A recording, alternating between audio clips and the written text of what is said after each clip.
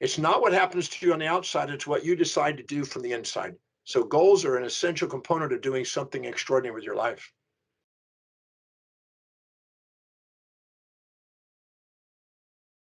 Hi, I'm Dr. John Demartini. And today I'm going to share with you some tips and ideas that can help you set real goals in real time that come into real manifestation so you can have the feel of fulfillment of achievement in your life. And that's a great way to start the year. Awesome. Essentially what I'm going to do is I'm going to have 1-minute clips, and that's what works best for our social media. So, I mean, you can talk as long as you like, and I'm just going to edit stuff, but I'm also going to ask you a certain question, and then you'll have basically a minute to respond, which I All right, I'll know, do my I know for somebody like you, it's a bit of a hard task. I've been to some of your courses, and I know how long they can go for. So well. that's all good. You can slap me around and spank me or do whatever it is, and to do it again if you need to. Yeah, awesome. Okay. Okay, so let's just start with something really, really easy. Okay. Like I said, it's New Year's is coming up. Everybody's really excited about it. And we want to know, I guess the audience wants to know, should you set New Year's resolutions? Only you want to set New Year's resolutions only if they're truly, deeply meaningful and really congruent with what your highest values and what's really truly important to you. Don't take a temporary thing because you overate, you overspent, and say, "Oh, I now want to go on a fast. I'm not going to eat again. I'm not. I want to make sure I said my money and things." Don't take a transient little motive. Find something deeply meaningful that's lasting, so you don't start and stop, but something you build momentum with. Yes, awesome. Perfect. Um, so I know a lot of people that do set New Year's resolutions, they lose steam after a few weeks, probably because it's not aligned, like how you're saying. Um, the audience also wants to know what would be your New Year's resolutions? My New Year's resolutions is to continue doing what I'm doing because I love what I'm doing, and I'm just going to keep doing it on an ever greater and more expanded level. So I'm going to keep expanding it and reach more millions of people every day. And so my resolution is to continue doing what I absolutely love doing on a daily basis and keep expanding it progressively so I can reach more people with the message and mission that inspires me that I know will make a difference in their lives. Okay. Do you feel like this message or mission has changed? Because just seeing from my point of view, it seems like it's been quite steady over the years. The basic principles of human mastery are the same. I may have a few extra stories. I may have some ways of saying it that are novel as I learn. I may have new insights that I come up with on neurology and physiology, but uh, I basically want people to be able to be authentic, to be inspired by their life, to be able to do something magnificent and make a contribution and be of great service so they can have fun and fulfillment in their life. That's anything to do that. I'm open to. That's my mission. Awesome. Yes, I love that. What I'm going to do is I'm going to ask you a similar question, and then I'm just going to basically turn off my video again, and then I'll have you answer directly to the audience. So I'm just going to take off my camera. Okay, so I just spoke about New Year's resolutions. Um, People want to know, why should we set goals? Well, if why would if somebody just asked me why would I set goals? Let me start over. Why would you set goals? Very simply, anything in your life that you don't empower, other people are going to overpower you. And if you don't fill your day with high priority actions that inspire you, it's going to fill up with low priority distractions that don't. Empower, other people are going to overpower you. And if you don't fill your day with high priority actions that inspire you, it's going to fill up with low priority distractions that don't. If you don't set goals for your life that is meaningful and that you want to design and manifest in your life, other people are going to set them for you. So why disempower your life when you can empower your life and take command of your life? If you don't set goals for your life that is meaningful and that you want to design and manifest in your life, other people are going to set them for you. So why disempower your life when you can empower your life and take command of your life? You're really big on setting goals that align with your values. Uh, I would love for you to touch on how can somebody actually align their goals to their values? Or I want to rephrase, so how can somebody set goals that they will actually achieve? One sec. Okay. It is so important to set goals that are truly, really authentically meaningful to you. It's not wise to compare yourself to other people and envy what they do and go, oh, I want to be like them. Why be second at being somebody else when you can be first at being you? Don't waste your time on things and goals that aren't truly, truly from your heart, that are meaningful, that make a difference in the world, that really make a service to others and inspire you and fulfill you. And to do that, I'd like to share with you something you can do to help you determine what is really valuable to you. And then I'll come back and do that one. How's that? Yeah, that sounds great. One sec. I'm just going to come back on. Hello. It's me again. Awesome. Yes. So, I mean, for me, Now I'd like to talk hey, about how to determine those values. how to determine the values. Yes, yes. And I will have a couple of questions on that because I'm just quickly looking at the questions, and people are also asking, how do you, I guess it ties into the values, but how do you create bespoke goals that are for you instead of just the standard lose weight, make more money, etc.? Like, how do you make it super specific to your situation? And I guess that ties into the whole values factor. Let me do the values factor then, and then let me determine Absolutely. the values and then come back to those specifics. Perfect. Okay, one sec.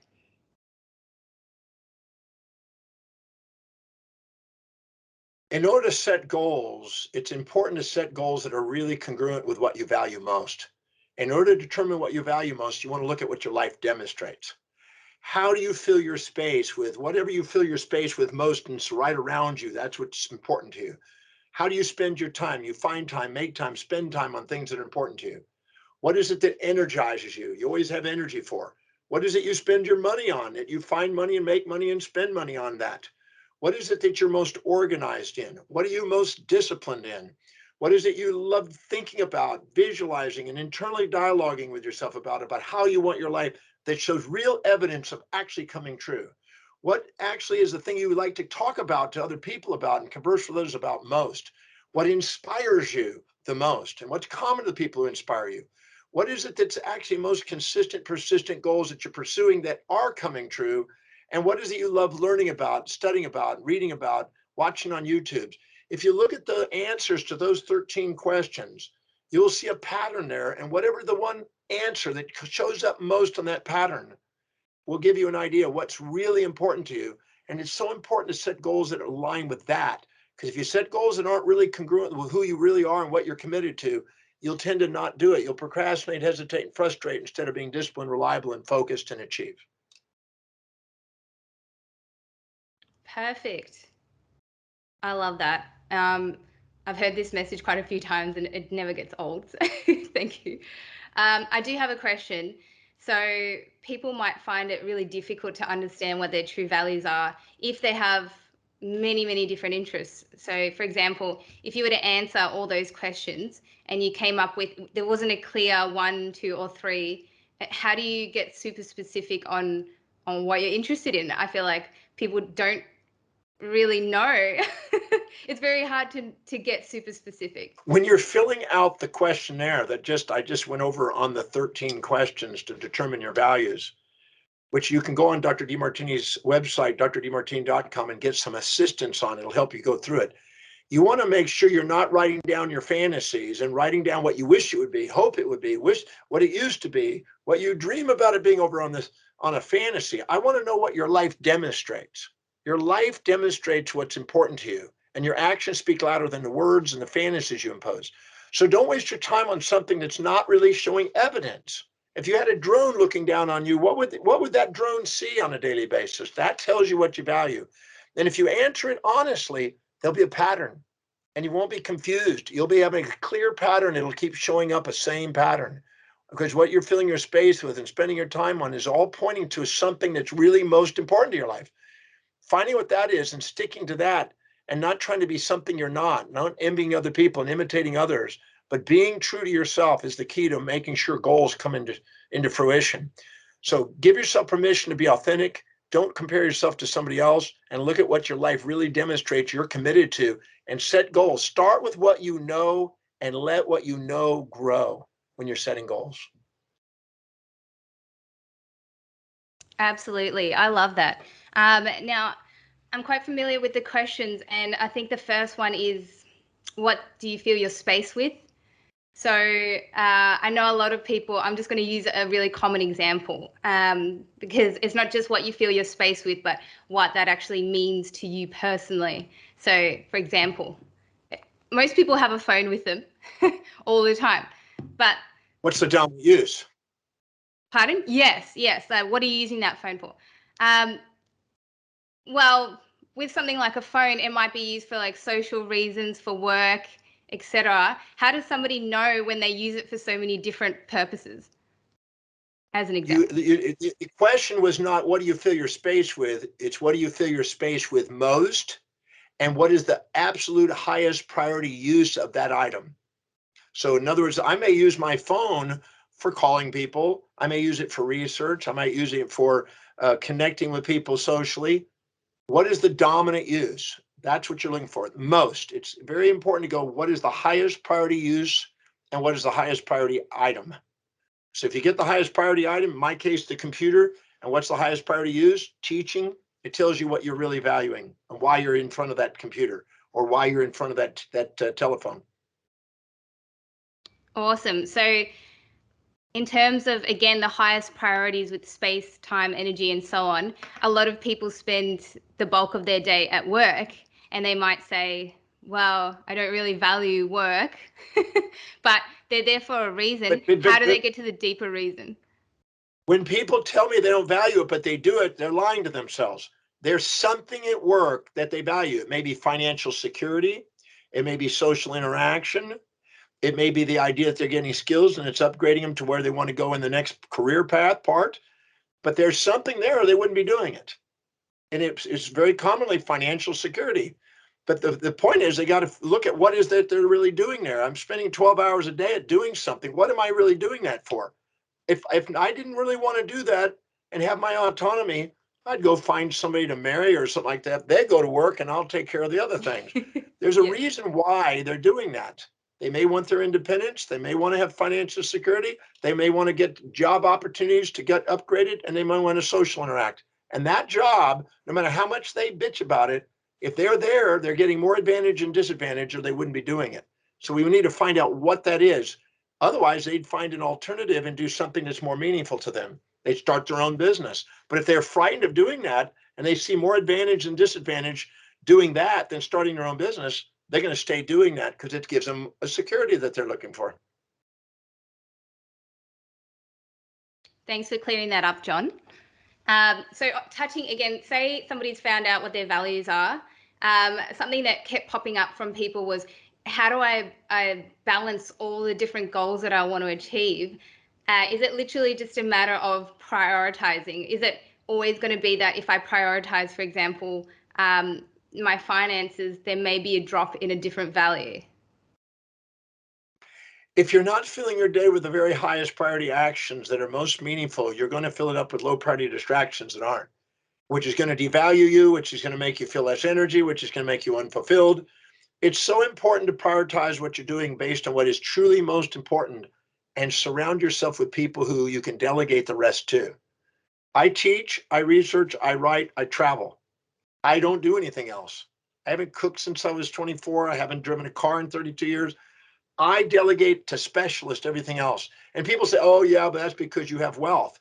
No, I did that. That's how I became wealthy. I learned to do the thing that is most meaningful, most productive, that serves the most people, makes the most income, and delegate the rest of the stuff. Do what's meaningful that serves and delegate the rest, and you're on your way to having an inspired life. And goals will automatically be achieved if you stick to the highest priority actions that are most meaningful and are highest on the value list. Some people say, for example, when they focus on their fitness, say they're going to the gym all the time, they're feeling great about their body, they're feeling energized, they're really crushing their fitness goals. They find that, for example, they're not as inspired at work, or they don't have as much success at work, or something else is giving way. Like, for example, they can't go out and socialize like they used to because they're on a strict diet and so on. How can somebody like that have balance, or is there no such thing as balance? When you're feeling a little bit overwhelmed and you're trying to juggle everything in each of the areas of your life, spiritually, mentally, career, financial, family, social, and physical, if you try to do them all and try to prioritize them all, you'll feel like you're scattered yourself and one will rise and the other will fall. But if you super task and ask the question, how specifically is working out helping me in business? And how is working in my business helping me in my fitness? And how is spending time on my fitness and my work helping me in my relationship? And how is spending time in my relationship helping in these other areas? The more those are super tasked and integrated, the more whatever you're doing is helping the rest of them. If you don't see the connection in the mind when you're doing one, the other one drops out of awareness. But if you super task and integrate whatever it is you'd love to do to what's highest on your value, what's most meaningful in your mission, and ask, how is doing all these things going to help me fulfill my mission? They will super task and integrate. You can do amazing things in all those areas. I can do a little exercise. I can work out. I can interact with people throughout a day and structure my day and get my highest priorities done through delegating the other lower priority things and doing the most important in each of those areas. So super tasking is not multitasking because it's integrated to a common focus. I think that will definitely clear up that particular issue for a lot of people because, yeah, I mean, I hear it all the time. I've started focusing on my relationship, but now my finances are down because I'm spending money on the relationship, et cetera, et cetera. But it's all about finding those common connections and helping those values, like seeing how that particular value is helping the other one to grow, comparing themselves with others. I would really love you to touch on how somebody can prevent themselves from comparing themselves with others. I believe it's got to do with having goals that align with your true values. How do you stop comparing yourself to other people? Very simply, if you fill your day with the highest priority actions that are most deeply meaningful, that you've proven to give you the results and the thing that you're wanting to fulfill, the fulfillment you get out of serving people and doing that action makes you less likely to minimize yourself, exaggerate others, and then subordinate to their needs and try to fit into them and compare yourself. If you compare yourself to others and put them on pedestals or pits and not put them in your heart, you're going to be distracted with minimizing or exaggerating yourself instead of being yourself. If you stay focused on what's really, truly most important to you, you're most objective, least judging, most present, and see things equitable. And whatever you see in others, you have inside you. So don't envy others and try to imitate others. Just allow yourself to compare your actions to your own highest values on a daily basis. If you stay focused on that and realize that everybody else has got their own values and going to project those values onto you, say no to the things that distract you on the outside. Say yes to the things that are most important on the inside. And the people on the outside will then follow suit. And you'll be a follower, a leader of a culture, not a follower of a culture. Thank you. So touching on that, I'm just going to bring it back to the fitness industry. So let's just say our audience is saying that their highest value is fitness. They love going to the gym, they love working out, they love, prepping their meals and so on, and they're feeling great. But then they see somebody who may be, a little bit more advanced on the path to them. And this relates again to your question, how to not compare yourself with others. How does one, I'm saying, but this is my highest value, but does that mean that they value it more? Or, how can somebody reconcile that in their mind? Well, the wise thing to do is whenever you see somebody that you think has farther along the path or more knowledge than you or more intelligent or more fit than you or whatever, go and look at where and when you display and demonstrate the same behaviors you see in them and go and look deeper and deeper into your life of where you're doing that. So you stop envying them and trying to imitate them. Because anybody you put on a pedestal, you're going to inject the values of into your life and try to be somebody you're not. But by identifying where you do whatever you see in them to the same degree as you see in them, by looking deeper in your own life and the form you're expressing it, you level the playing field and not give them power and give yourself your power back. When you do, you'll end up realizing that your goals are slightly different than theirs. Don't try to be somebody else. Be yourself. The most magnificent thing you're going to have in your life is you. And if you're trying to be a cat, trying to swim like a fish, you're going to beat yourself up. Give yourself permission to be the unique person you are in the fitness level that you want. But don't try to be somebody you're not. You will always be second at being somebody else instead of first at being you. Awesome. I love that. I think that's something that a lot of people struggle with is really embracing themselves as they are rather than trying to chase an ideal. Um, Again, with this fitness industry example, say somebody's got that high value in fitness, but they're seeing somebody has, a more shredded body, they have abs and this and that, and perhaps they have a career in fitness and, they're wanting to get to that level and they're thinking, well, if I'm just myself and this person is obviously doing something right because they're meeting a need in the market and that's why they're successful in that area. How do I be myself, but also serve the values of other people to then be able to expand and grow, for example, in that career? Does that make sense? Yep. In any business enterprise, there's two things that are essential. You finding out something that you can't wait to get up in the morning and do that's absolutely meaningful and inspiring and something you dream about doing.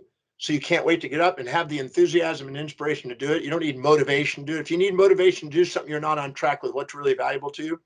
And then meeting the needs of other people. The people who find out their niche of finding out what is absolutely inspiring to others, that they fill that niche and serve those needs. And the thing that they love doing that serves their own needs, when they get those in balance, that's when they excel. And there's some people that have a fantasy, oh, I think it should be this, but their life's not demonstrating that. You got to look at what your life is demonstrating. You can't try to be somebody you're not. So many people are trying to end up going, well, I want to be like them, instead of envying them, instead of actually just looking at what is your life really demonstrates important to you. I ask people, how many want to be financially independent? Everybody puts their hand up. But not everybody really wants to actually save and invest their money and buy assets. They want a quick fix on immediate gratification by buying consumables. So what they say they want and what they actually live are two different things. So look at what you live, set objectives according to what you really value. Don't try to expect to live outside what you value and somebody else's values, or you're going to beat yourself up and you're going to frustrate yourself. They have a different set of values. No two people have the same set of values. Trying to compete and compare yourself to somebody else like that instead of being true to you, by being focused and true to yourself, you actually build the most momentum and end up being a leader in what's important to you. I'd rather be a leader in what's important to me than to try to be second at being something that I'm not. Thanks, John. Just touching on that as well, in terms of the financial that you spoke about, everybody wants to be wealthy, but people don't want to do the work. I mean, I always think about it in terms of fitness as well. Everybody wants to have abs, but people want to do it in a day, or they just want the get rich quick version of fitness, which is how do I just do this as quickly as possible, and the result might not be what they want long term. They might get some short term results, but then eventually they're probably going to pile on the weight and then some. Um, so how can somebody take a balanced approach to achieving their goals, whether it is financial, fitness, or some other goal? Anytime you're setting a goal that's not highest on your value, where you're most objective, most disciplined, most reliable, most focused, and most momentum building and achieving, you're automatically going to go and put your blood glucose and oxygen into your amygdala, where you're going to want immediate gratification and a quick get rich scheme and a quick get fitness scheme and a quick this and impulse and instinct and almost addictive behavior. And you'll end up a yo-yo. You'll repress some part of yourself and try to express it and then go back and express the repression. You'll yo-yo back and forth. You'll go on a diet and then you'll end up pigging out.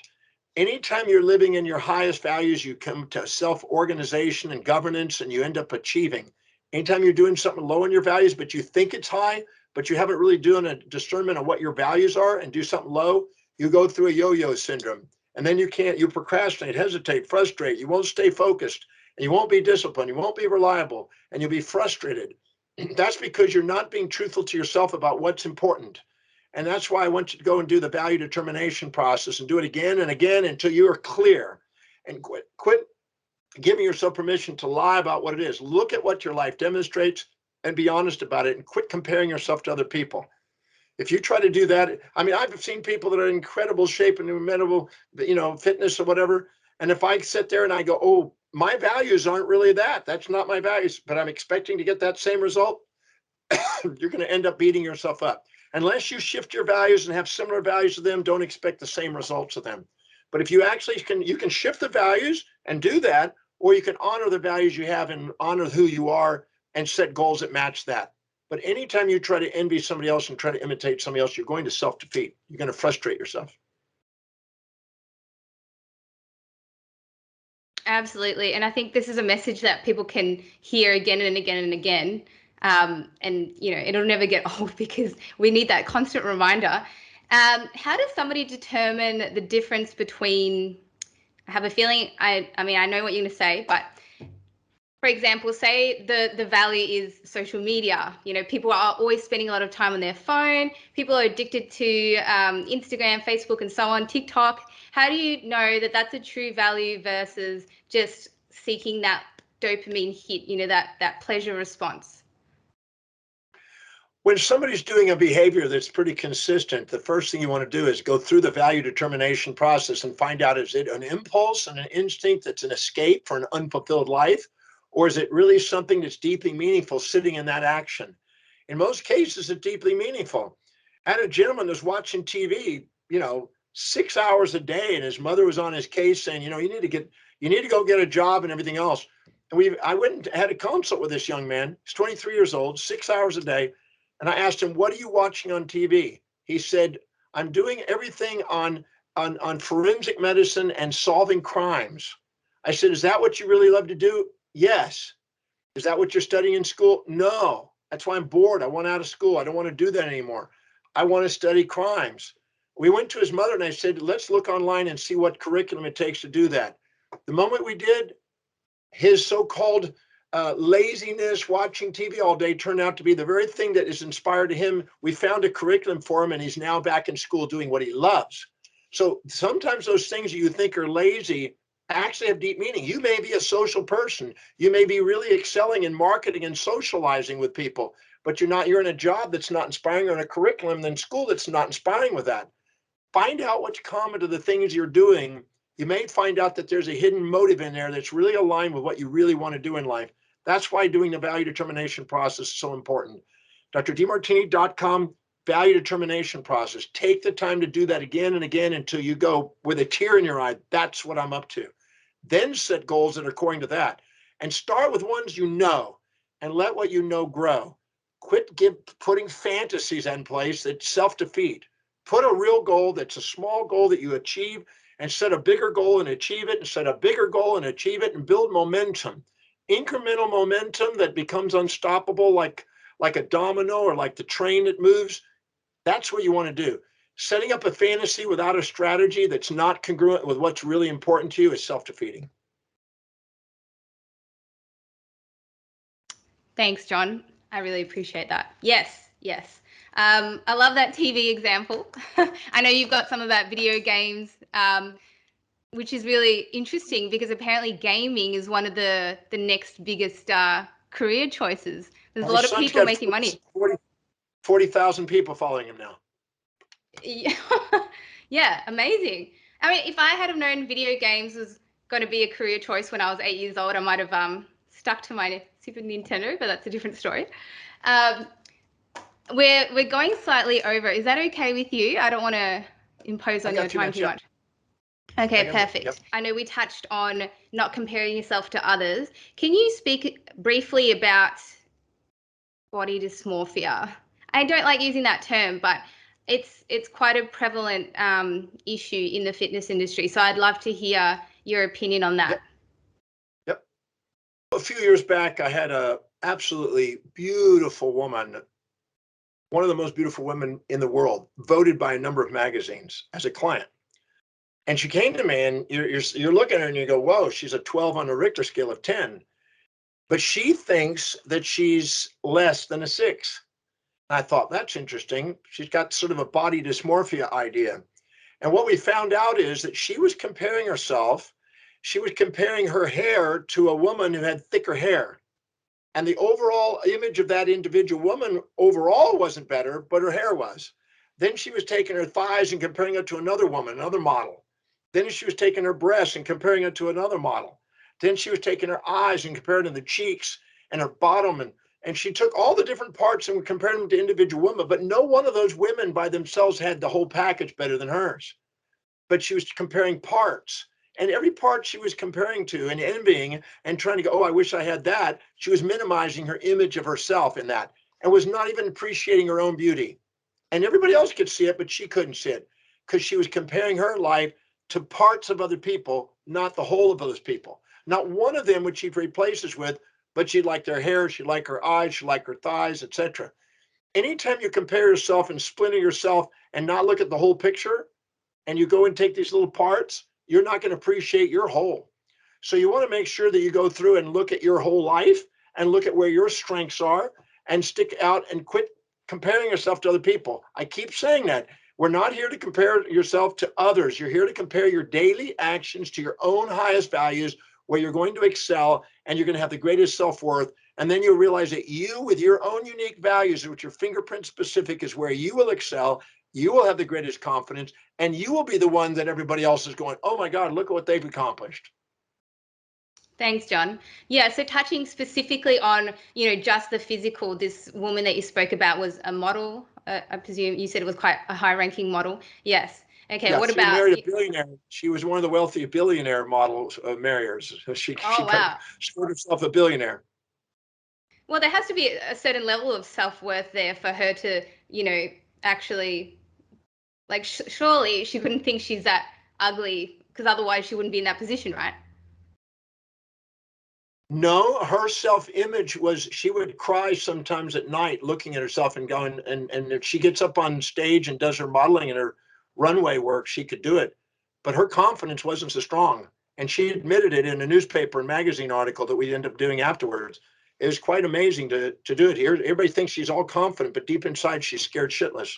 And she was basically, you know, beating herself up on the inside. So that's what some people are doing. It works the other way. Sometimes they look down on people and exaggerate themselves, and they think that they're more attractive than they are. It works both poles. Both poles. They can sit there and exaggerate themselves or minimize themselves instead of be themselves.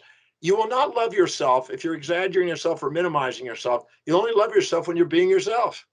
How can you love yourself when you're not being yourself? That's what that people don't get that. That's why minimizing themselves to others or exaggerating themselves to others is not the way to have fulfillment in life. Judgment costs you. Love pays. I agree, and I just want to touch on something briefly, which was, we're constantly either puffing ourselves up or putting ourselves down relative to others. And I know, the idea is to bring that back into balance. So, we're actually living from our hearts and appreciating ourselves and appreciating others. However, we're humans, right? So that's just going to be happening throughout the day, and you know, we don't have the time to sit there and balance everything all the time. So what would your response be to that? Well, in that moment, when you find yourself distracted by putting somebody up, I immediately just start asking myself, okay, what I mean, this is a daily thing for me. Whatever I see that I see, wow, that gentleman is extremely powerful in business or extremely wealthy or better fitness or whatever. I immediately go, where's my equivalent form? Whatever I see in others, you cannot admire something in others that you don't have within your own form, in your own value system. Nothing's missing in your own value system, but it's going to appear to be missing when you're comparing your values to somebody else's. Anytime you try to live in somebody else's values, you're going to beat yourself up. And that's why, or anytime you think others are supposed to live in your values, you're going to beat them up. Nobody makes mistake in their own values. They make mistakes only when they think what they're doing is not what's matching somebody else's values. So that you don't want to sit there and try to live in somebody else's values. You want to go find out, where do you have what you see in them in your own form according to your own values. Like I have a gentleman that's has done 4,000 patents. He's a multi-billionaire and he's done amazing things, right? So I'm going, okay, where have I done 4,000 things? I produced 4,000 products in the personal development field. Where's my genius? Yes, that field. I don't go and try to be it in his because he has engineering background and I'm not an engineer that way. I'm in personal development area. But I look at where I can see it, my equivalent in my life. And once you do, you don't put them on pedestals. You realize, oh, they have their form, I have my form. Nothing's missing in me, nothing's missing in them. They're not worth putting on pedestals or pits, but they're there reminding me of what I haven't honored in myself.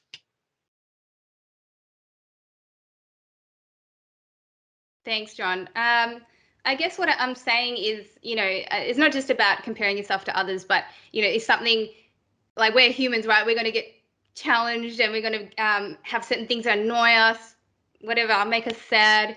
And I mean, how do you balancing those things out with also just living your life? Because theoretically, we could sit there and, I could do the Demartini method or some other method and sit there and balance stuff out all day. So how do Well, how do you balance them?